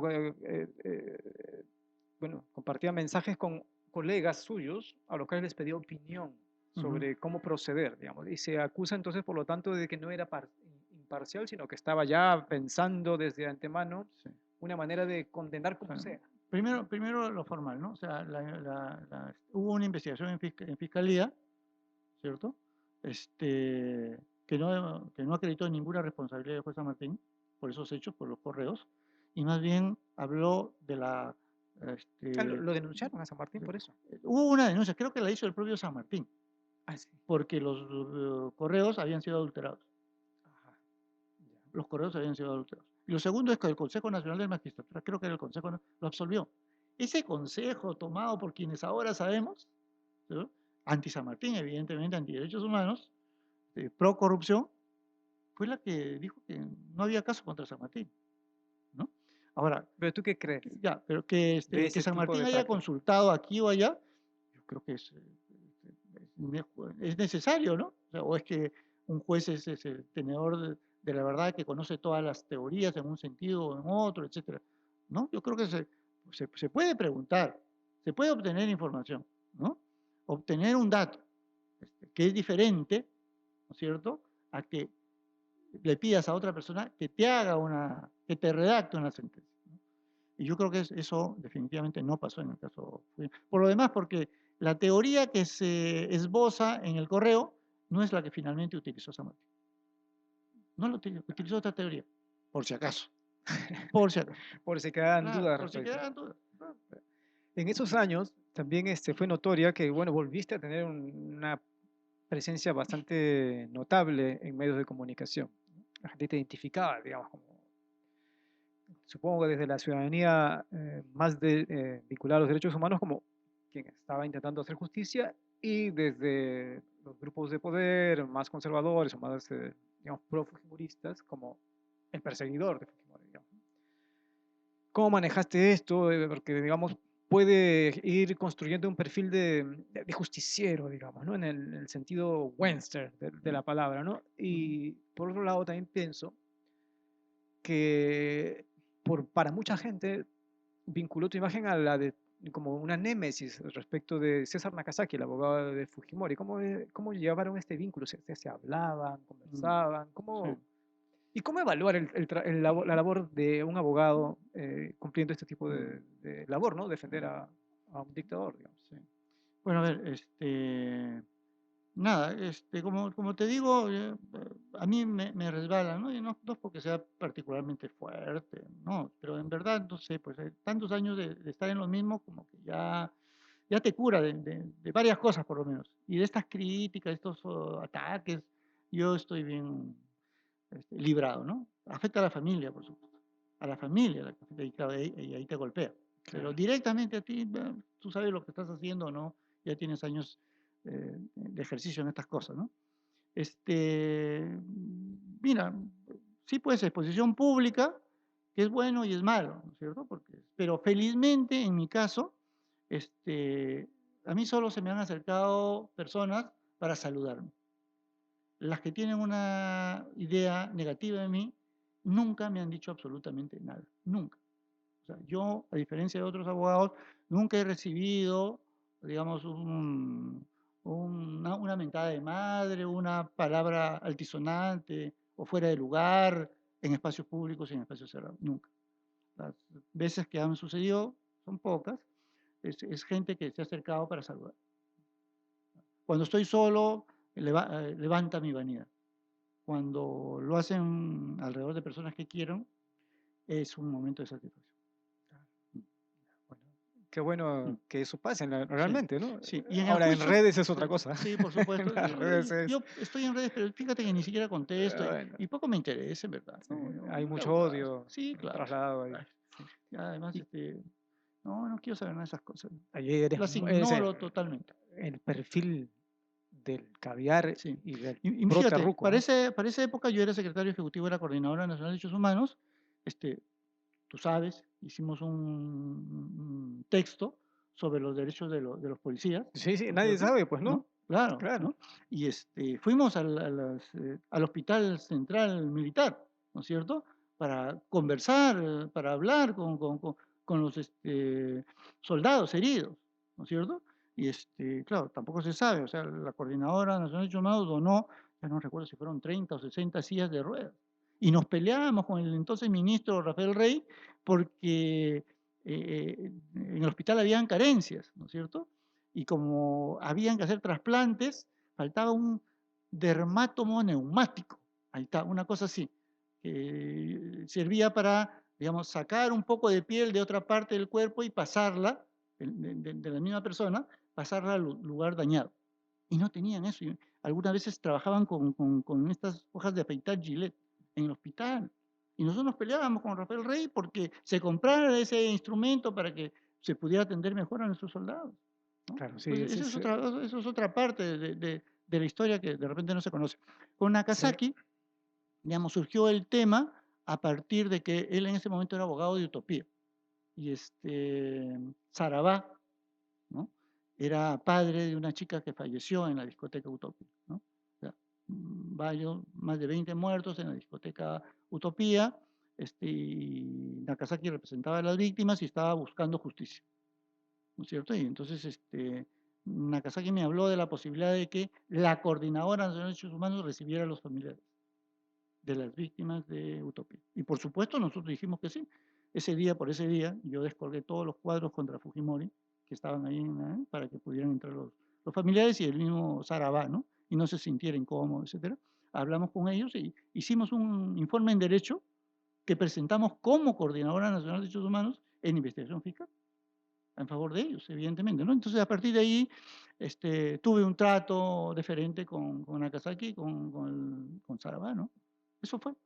sí. ¿Y cómo entender la labor de los abogados, ¿no? Que tienen que trabajar, bueno, los abogados de víctimas tienen que pasar por cada cosa, ¿no? Cada cosa desde la precariedad hasta las situaciones muy adversas en el Perú y fuera del Perú. Algunos directamente son asesinados, digamos, abogados que tienen que trabajar en condiciones muy extremas, pero los abogados que tienen que ejercer su oficio defendiendo, digamos, a los acusados de violación de derechos humanos, ¿cómo lo entiendes tú? ¿Cómo Mm. se logra separar, digamos, porque pueden ser que logren, me imagino, una separación entre el ejercicio del oficio, ¿no? Estrictamente y lo que uno realmente Sí. piensa o siente? Bueno, o sea, uno es formado en las universidades para el ejercicio liberal de la profesión.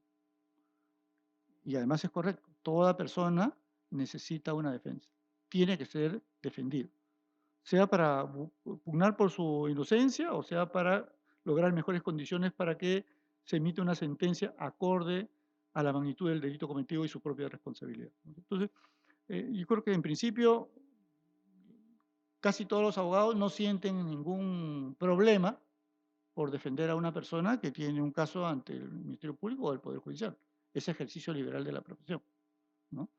Eh, Hay otras personas que tienen cierto pudor, principios, Que involucran ¿no? su ética Claro, en ¿no? la Y profesión. entonces deciden no patrocinar esos casos, ¿no?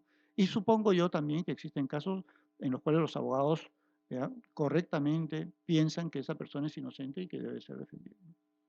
Hay un tema que no es que haya sido un tema muy gravitante, la verdad, pero en los últimos años, las últimas décadas quizá, se empezó a hablar un poco más acerca de que quizá la defensa legal del movimiento de derechos humanos no amparó del todo a todos por igual, digamos, ¿no? O sea, se centró en la víctima de violación de derechos humanos, sobre todo de la Fuerza de Seguridad del Estado, por Ujú, ejemplo, y ujú, no defendió en esos años sí. a policías o militares, digamos, Ujú, que ujú, podría haber sido el caso, ¿no? claro. Pero tampoco a culpables totalmente, digamos, de militar en organizaciones terroristas. Ujú. ¿Cómo eso es así? ¿Pasó? ¿Se fue dando? ¿Fue una Mm, decisión? ¿Es debatible? ¿Es sí, relativo? ¿Cómo sí. fue? Bueno, recordemos que la Coordinadora Nacional de Derechos Humanos se formó sobre la base de, entre otros, el principio de no a la violencia y rechazo al terrorismo, ¿no es cierto? Entonces, eso explica, digamos, que los organismos que la integran y los abogados que forman parte de esos organismos también tengan que asumir una posición, ¿cierto? Entonces, con respecto a Sendero Luminoso y la MRTA, había un rechazo a su actuación y por lo tanto no había forma de que se asuma la defensa jurídica de quienes estaban real o ilusoriamente acusados de terrorismo, de traición a la patria, de integrar estas organizaciones, ¿no? Entonces, además, ellos tenían sus propios abogados, la Asociación de Abogados Democráticos, ¿no? Tampoco es que tocaban nuestra puerta pidiéndonos asesoría legal, ¿no?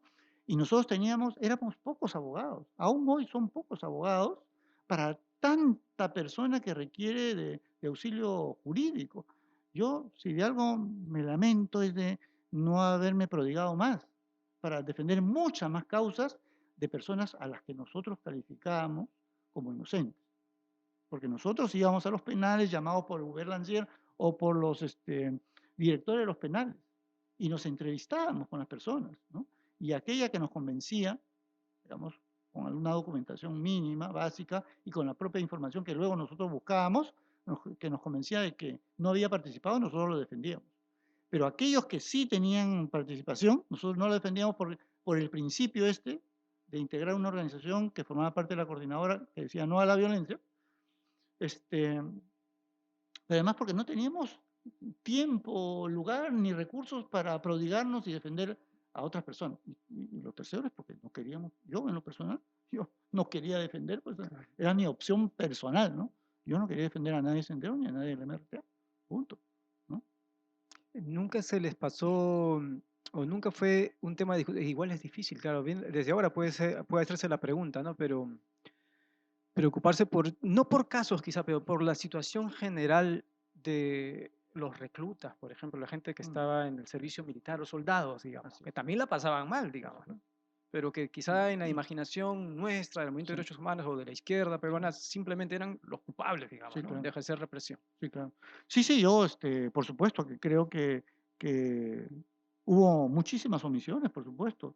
Esta también, o sea, esta de, de- de- de- de, digamos, etiquetar a las Fuerzas Armadas y por ende a todos sus integrantes como violadores de derechos humanos, creo que es un error, evidentemente, también, ¿no? O sea, pensar que esta organización cometió durante todo el tiempo crímenes sistemáticos de derechos contra los derechos humanos, por supuesto que es un error. Mi- eh, Así lo veo O sea, tú más bien compartes yo. la conclusión de la ¿No? Comisión de la Verdad que dice, en determinados momentos, Sí, lugares y sí, situaciones se sí, cometieron violaciones masivas, generalizadas y sistemáticas, exactamente, lo cual sí, esto es sí, totalmente demostrable, sí, digamos. claro. Pero no Es es lo que, que o sea, constantemente y así de es, manera todos los deliberada y de manera días y regular, todos los diariamente, militares claro, cometían violaciones a los derechos humanos, sí. Al ¿no? contrario, Claro, la pasaban muy mal, digamos, por ejemplo, gente así es, que era levada así es, forzadamente. claro, ¿no? Y claro, y por supuesto que en ese tiempo no había tiempo para, digamos, pensar en los derechos de los reclutas, ¿no? ¿No? Tiempo después sí, pues básicamente sobre el tema de las levas y el servicio militar Sí, obligatorio, etcétera, donde hay un trabajo fuerte también de los organismos de derechos humanos sí. sobre ese tema, ¿no? O sea, mejores condiciones de vida, pensiones y, Que no fuera forzosa. y no forzosa.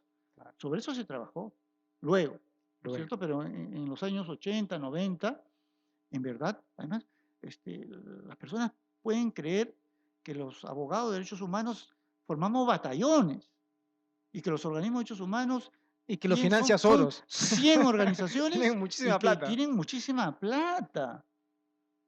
Y no es así, ni en la una, ni en la segunda, ni en la tercera.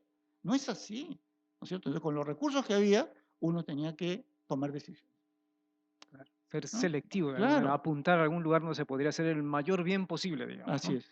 Sí, claro, eso fue lo que pasó. Digamos, ya pasando, llegando al presente, luego del Mm, juicio Fujimori, la Coordinadora Nacional de Derechos Humanos, del cual fuiste secretario ejecutivo, pasaste más a la actividad privada, que es en la cual ahora sigues activo, pero también ha sido notorio que en la coyuntura actual, digamos, para mí es un gobierno autoritario, ¿ah? Es mi opinión, digamos, el que estamos viviendo en este momento, en otoño del 2023 en el Perú, y donde acabamos de pasar por un estallido social que ha sido reprimido con asesinatos, masacres incluidas, como lo ha dicho la Comisión Interamericana, y ejecuciones extrajudiciales en algunos casos, También se ha conocido que has participado en la defensa de algunas personas, ¿no? En la asistencia legal de algunos detenidos en la ciudad de Lima. Sobre la base de tu experiencia, estamos hablando de 4 décadas, ¿qué diferencias ves? ¿Qué cosas han cambiado de cara a quien tiene que sufrir la represión de la fuerza de seguridad y finalmente de un Estado que no lo ampara? Tú que has estado ahí, ¿no? Nosotros lo vemos por las noticias, pero has estado metido dentro de la prefectura, Mm. imagino, de la DINCOTE. ¿Cómo es? ¿Ha mejorado la cosa o estamos desamparados? No, yo quisiera decir otra cosa, pero yo creo que no hemos aprendido mucho, casi nada en verdad, ¿no? Y lo que pasó hace 40 años, yo lo veo más o menos aconteciendo ahora, ¿no? Una desbocada fuerza militar, gente de atrás dándole órdenes o dejándolas actuar, cualquiera sea el caso, fallecidos, heridos, que son etiquetados como terroristas o violentistas en general, como el enemigo, como el malo, etcétera, ¿no? Y un ministerio público lentísimo en las investigaciones, cuando quiere investigar, pero como estructura, con una idea de no hacerlo, ¿no? Y un poder judicial absolutamente lento, ¿no? Y así veo yo las cosas.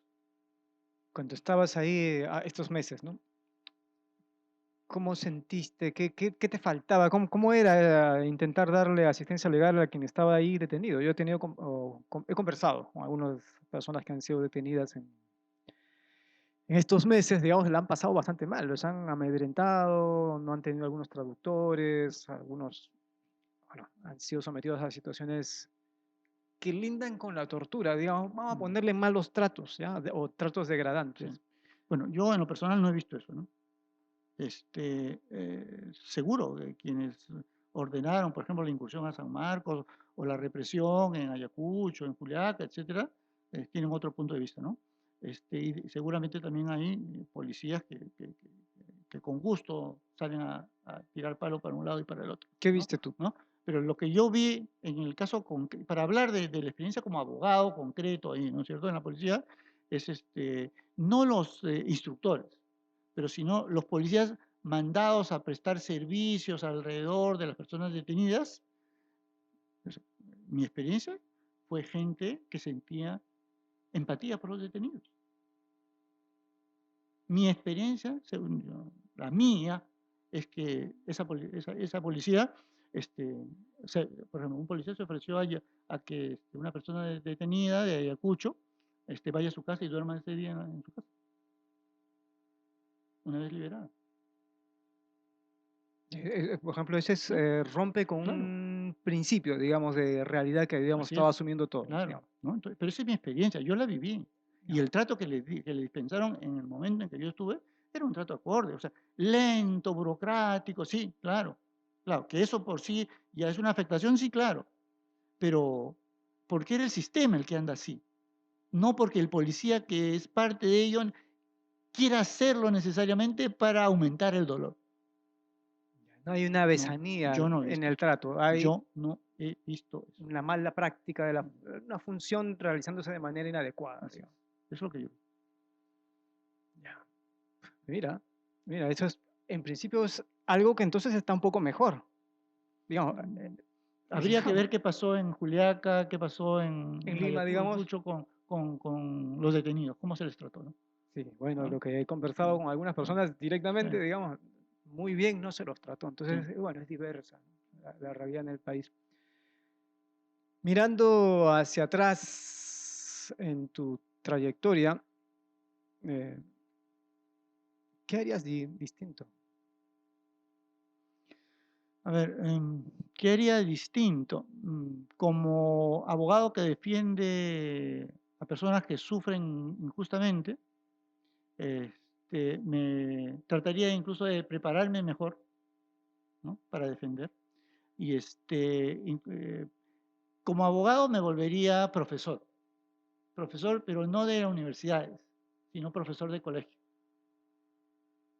Porque me parece que es en el nivel básico de la educación donde hay que, digamos, formar ciudadanos, empezar a formar ciudadanos, cultivar valores, etcétera, ¿no? Yo creo que el tema no está, incluso como abogado, en entrar digamos, a un tribunal y defender, ¿no? Yo creo que hay que prevenir que se cometan violaciones a los derechos humanos, hay que inculcar valores y hay que formar ciudadanos, ¿no? Para que no haya un policía que luego maltrate y luego haya también un ciudadano que ante el maltrato pueda reclamar su derecho. Es una buena reflexión.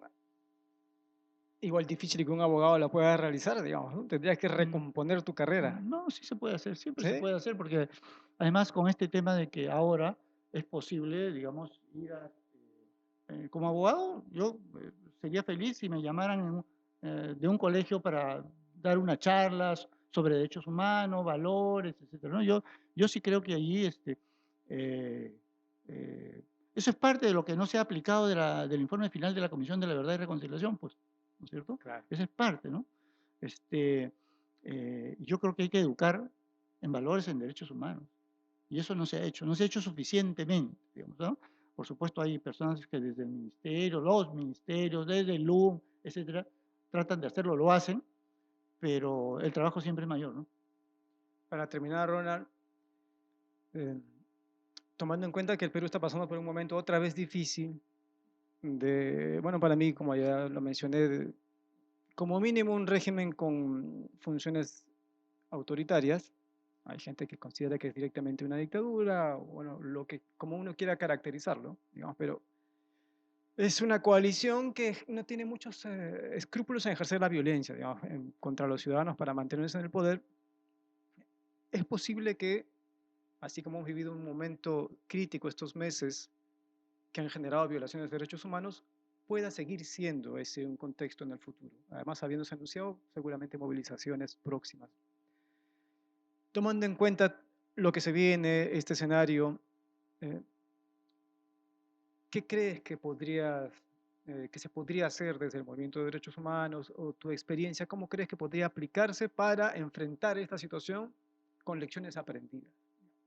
Van a venir más violaciones a los derechos humanos, van a venir más detenidos en todo el país, va a haber racismo, va a haber arbitrariedad.